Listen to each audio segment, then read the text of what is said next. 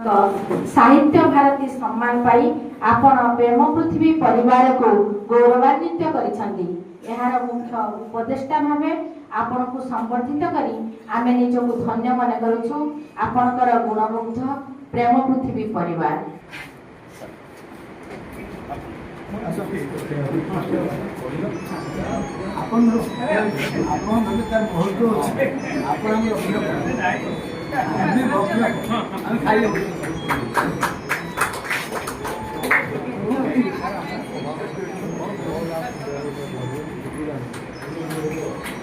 আসুন ম্যাডাম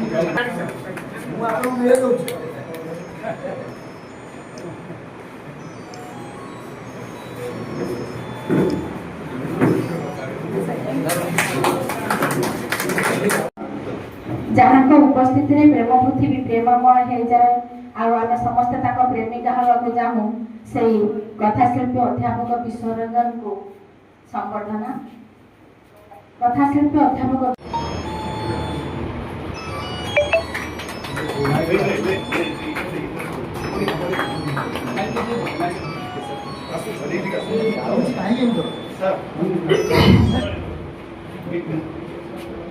मंचासीन समस्त रथरे बसई आनी आम सारथी श्रद्धा सरोज एवं आपण माने भद्रकर समस्त प्रियजन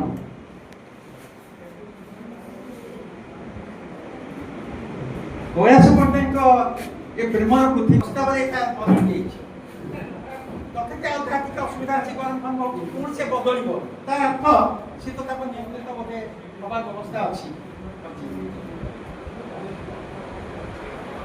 मु बेसी किसी कहबी ना ये संबर्धनार कौन आवश्यकता ना कारण मु बहिरागत नुहे मो सृजनशील जीवन प्रथम प्रेम आरंभ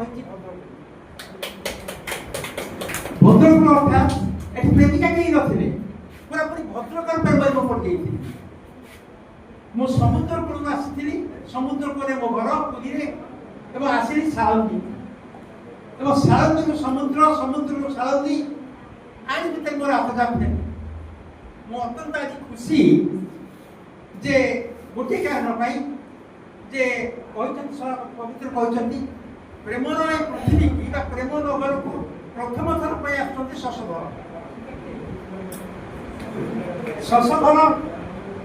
दुईटी बही देले शशधर से भद्रक पढ़ुते एवं कौन भर व्यक्तिगत विचारगत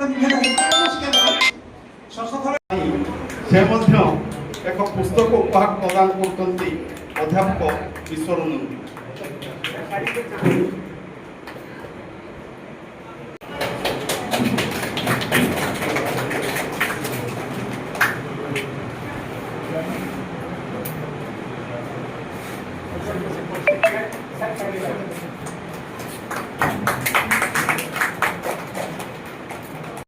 आसला आज जे पढ़े मोर मानपत्र योगेश्री सामल बंधु अच्युत नंदन भद्र विद्यालय आसे योगश्री की खोजे मो योगश्री प्रेम पड़ गई ना बारंबार भूली जाऊे भी मो संयुक्ता बल प्रेम भी पड़ गई।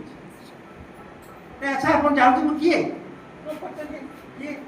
ना आप सब मत भूलिए मुझे नाटा भूली जाऊँ नाम कि प्रयोजन किंतु मोठी मन अच्छी आप स्वरटी मो भीतर अच्छी तेणु ये सालंदी प्रेम मुझे बारंबार पढ़ी आज शशधर देले से जो कमलाकांत पूरा शुक्ल केश धारी कमलाकांत बस मु तो प्रेम कर बाहर पारि ना बाहर चाहूली कि बाहागर सहित जोड़ी देले तेणु प्रेम को आमको ये प्रार्थना स्तर को उन्नत करने एक इंच कम हो छाड़ी आप जानते ये भंडारी पोखर जन अच्छा स्वामी एवं स्त्री भंडारी पोखर जन स्वामी एवं स्त्री आश्चर्य ए शताब्दी आप जानते केते जन से स्तर को जापारे नरहरि महांती शिक्षक ए जुगर आचार्य हरिहर दास जहाँ को ए अंचल खैरा अंचल पाद स्पर्श करते ଅତ୍ୟନ୍ତ ଅହମ ଶୂନ୍ୟ ଏବଂ ସ୍ତ୍ରୀଙ୍କର ସମୟ କହିଲେ କିପରି ସାରଗର୍ଭ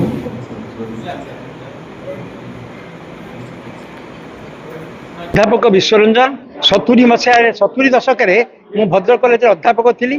2005 ଅଧ୍ୟକ୍ଷ ପଦରୁ ପୁରୀ କଲେଜରୁ ଅବସର ନେଇଛି, ଲେଖାଲେଖି କରୁଛି ଏବଂ ଭଦ୍ରକ ସହିତ ମୋର ସମ୍ପର୍କ ଅତି ନିବିଡ଼।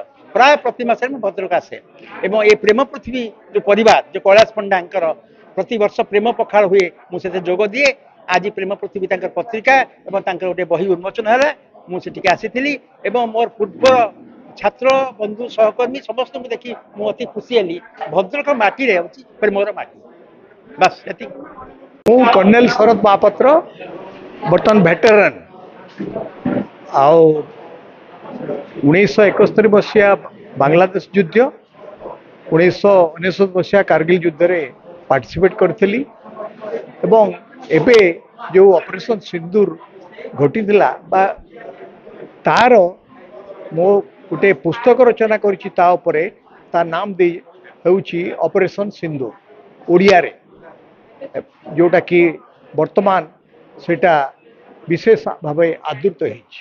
ଓଡ଼ିଶାରେ ଅନେକ କିଛି ସ୍କୋପ୍ ରହିଛି ଆର ସେଥିପାଇଁ ଆମର ଯୁବପିଢ଼ି ତାକୁ ସଦୁପଯୋଗ କରିପାରିଲେ କେବଳ ପ୍ରାକୃତିକ ନୁହେଁ, ଅନ୍ୟାନ୍ୟ ସ୍ଥିତିରେ ମଧ୍ୟ ଯଦି ତାକୁ ଉପଯୋଗ କରିପାରିବେ ସେଟା ଆମର ରାଷ୍ଟ୍ରର ଉନ୍ନତି ପାଇଁ କାର୍ଯ୍ୟକାରୀ ହେଇପାରିବ ବୋଲି ଆଶା କରାଯାଉଛି।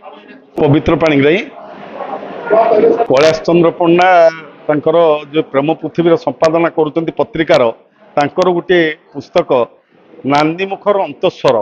ଏହା ଏକ ସଂକଳିତ ଓ ସମ୍ପାଦିତ ସଂକଳନ, କିନ୍ତୁ ଭିନ୍ନ ସ୍ୱାଦର এই ବହିଟି। କାରଣ ପ୍ରେମ ସମ୍ପର୍କୀୟ ବିଭିନ୍ନ ଆଲେଖ୍ୟ କେବଳ କୈଳାସ ପଣ୍ଡାଙ୍କର ନୁହେଁ, ବହୁ ପ୍ରତିଷ୍ଠିତ ଲେଖକମାନଙ୍କର ଆଲେଖ୍ୟ ଏହି ପୁସ୍ତକରେ ସ୍ଥାନିତ ହୋଇଛି, ଯାହା ଆମକୁ ପ୍ରେମର ବିଭିନ୍ନ ପରିଭାଷା ସମ୍ପର୍କରେ ଧ୍ୟାନ ଧାରଣା ଆମ ଭିତରେ ସୃଷ୍ଟି କରିବ ଏବଂ ଜୀବନକୁ ଆହୁରି ଅନ୍ତରଙ୍ଗ ଭାବରେ ଭଲ ପାଇବା ପାଇଁ, ପ୍ରେମମନସ୍କ ହେବା ପାଇଁ ଆମକୁ ବାଧ୍ୟ କରିବ ଏହି ପୁସ୍ତକଟିକୁ ପଢ଼ିଲା ପରେ।